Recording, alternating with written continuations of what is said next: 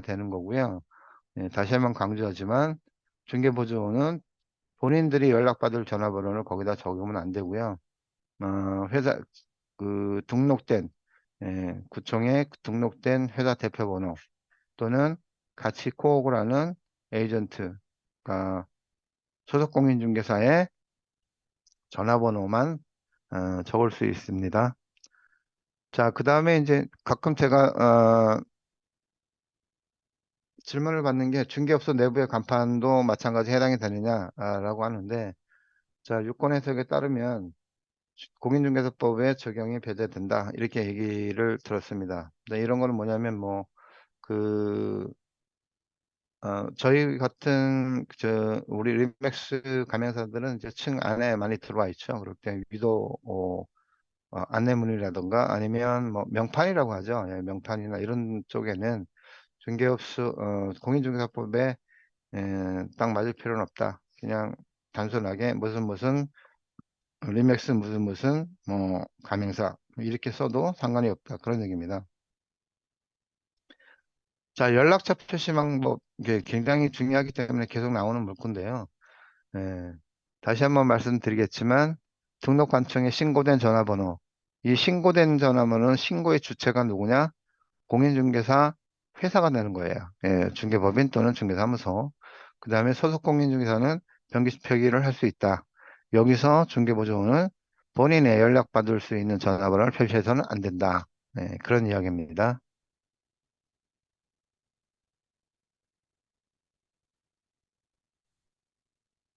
자, 저희가 지금 하고 있는 게 이제 상가주택도 많이 취급을 하고 있는 걸로 저는 알고 있습니다. 이럴 경우에 그 소재지 표시를 어디까지 해야 되느냐라고 하는 부분인데요. 상가와 주택, 그러니까 상가주택이죠. 예, 상가주택 모두를 매매할 때. 그러니까 예를 들어서 1층, 2층, 3층에 상가고 4층, 5층 뭐 이렇게가 뭐 다가구 주택이다라고 할 때, 예, 그 주택도 포함이 되는 거죠. 이럴 경우에는. 이럴 경우에 매매나 임대를 할 경우에 집안까지 모두 표시를 해야 된다. 라고 합니다. 예, 주택이 있기 때문에. 그다음에 단 그 상가주택 중에서 나는 구분상가가 되는 거죠. 이렇게 되면 상가주택 중에서 상가만 팔겠다. 주택은 안 팔고 그럴 경우에는 독립까지만 표시해도 된다. 이런 얘기입니다. 자, 다시 한번 정리 한번 해보겠습니다. 상가주택의 경우 주택을 포함해서 매매나 임대를 할 경우에는 지번을 모두 적으셔야 되는 거고요. 예, 상가주택으로 되어 있지만 상가만 매매나 임대를 할 경우에는 독립까지만 표시를 하면 된다. 라고 이해를 해주시면 될 것 같습니다. 자, 그 다음에 건축물의 층수 표기는 뭐 총층수 몇 층, 그 다음에 해당 층 몇 층, 뭐 이렇게 적는 거는 다들 알고 계시죠? 그래서 순서는 해당 층이 7층, 총층수는 15층, 그러면 7/15, 뭐 이렇게 쓰는 거를 추천하고 있습니다. 자, 그 다음에 건축물의 표시 방법, 아까 제가 말씀을 드렸죠? 예, 전용 면적을 제곱미터로 표시를 해야 된다. 이거는 반드시 여러분께서 생각을 하셔야 될 것 같고요. 일반 건축물 같은 경우는 아까 그 전용 면적을 잘 모를 경우가 있다고 얘기를 하는데요. 여기 계약서라고 되어 있는데 이거는 제가 그대로 따와서 봤는데 이거는 상가를 분양받았을 때 계약서가 있을 거예요. 근데 거기 나오는 그거를 표시하라 이렇게 되어 있는데요. 상가를 살 때, 매매할 때 계약서에 표시된 내용은 여러분들께서 등기부 등본을 열람하시면 볼 수가 있어요. 그러기 때문에 면적을 표시하면 될 것 같고요. 만약에 이것도 어렵겠다라고 하면 실측이라고 되어 있어요. 실측을 해서 실측한 어, 그 면적을 표시하라라고 되어 있는데 뭐 실측이 좀 더 어렵겠죠, 그죠? 뭐 여러분들께서 뭐 장비를 또 갖고 나가야 되고 그렇기 때문에 아무튼 건축물 면적 표시 방법엔 전용 면적 위주로 한다라고 하는 거 꼭 염두에 두시기 바랍니다. 자, 그 다음에 지금 아까도 말씀을 드렸죠. 건축적인 건축물의 종류는 미등기 건물로 표시를 해야 된다. 네. 미등기층 건물이었다가 어, 이제 그 사용 승인이 나서 건축물 대장이 변경이 됐을 때는 용도를 표기해도 되고요. 용기를 표기하셔야 되고요. 미증기 건물이라 하더라도 어, 뭐 1층이나 2층, 3층이 어떤 종류인지 또는 뭐 나머지 층은 또 주거인지 이런 것들을 알아야지만 우리가 마케팅하죠. 그렇기 때문에 미등기 건물이라 하더라도 미등기 건물을 짓고 있는 그 건축 허가소가 있을 거예요. 예, 건축 허가소에 보면 거기에 뭐 1층은 근린생활시설, 뭐 2층은 뭐 병의원, 뭐 이러한 것들을 표시하셔도 됩니다. 그런데 미등기 건물 같은 경우는 이런 건축물의 용도는 어디 나와 있는 게 아니기 때문에 건물을 짓고 있는 건축주 또는 건축사 사무소한테 의뢰를 해서 받아보셔야 된다. 그런 이야기를 드리는 거고요. 자, 그 다음에 입주 가능일 표시라고 돼 있는데 이게 참 그 주택에 맞춰서 하다 보니까 이런 일들이 벌어지고 있는데요. 입주 가능일 표시도 거기에 맞게끔 하라고 합니다.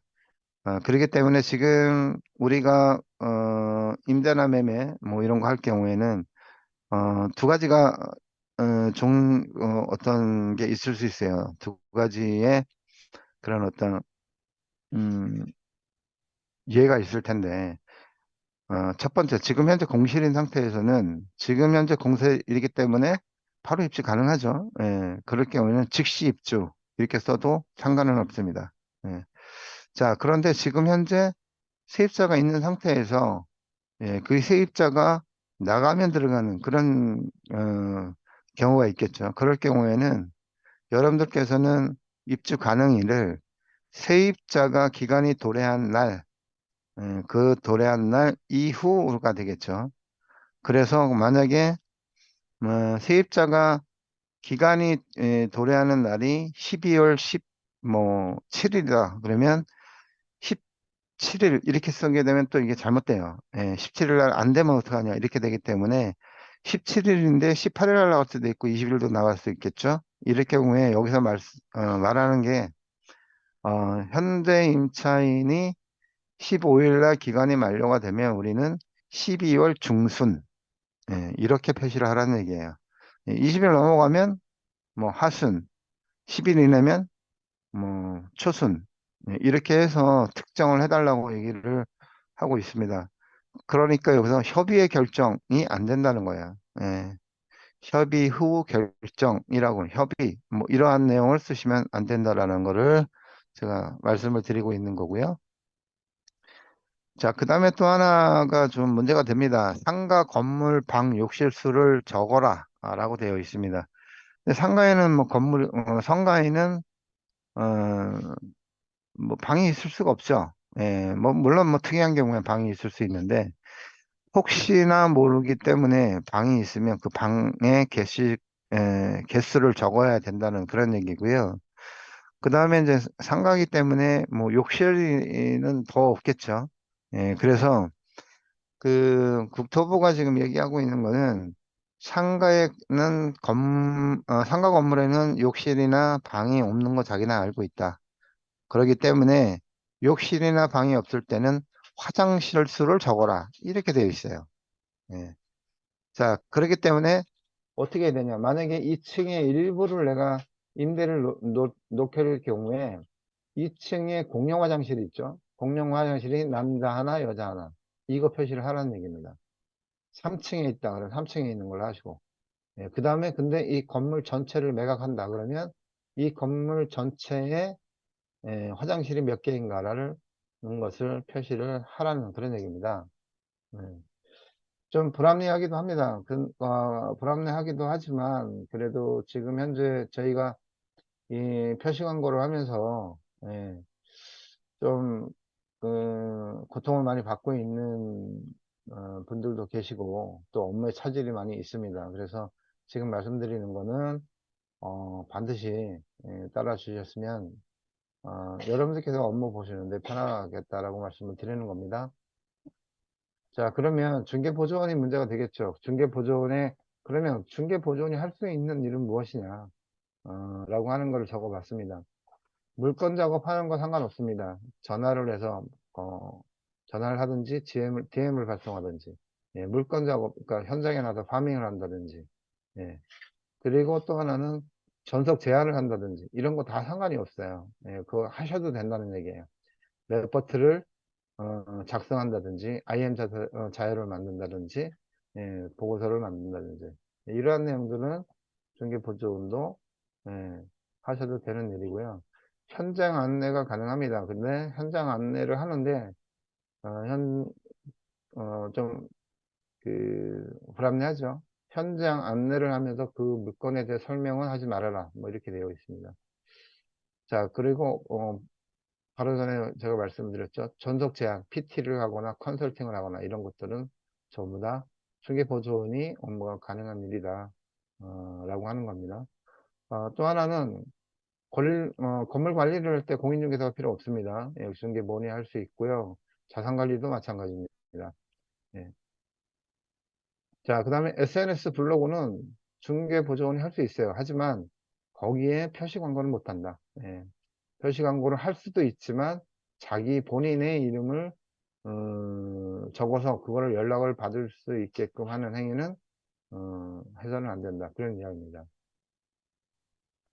자, 제가 여기 지금 이렇게 나와 있는 것들을 쭉 보시면 어, 좀 말이 좀 안 되는 경우도 있고, 예, 특히나 이렇게 등록돼서 우리 같이 예, 적법한 절차에 의해서 중개업을 하시는 사람들을 그 사람들을 어떻게 보면 좀 더 이렇게 그 제재를 강화하는 측면이 강하죠.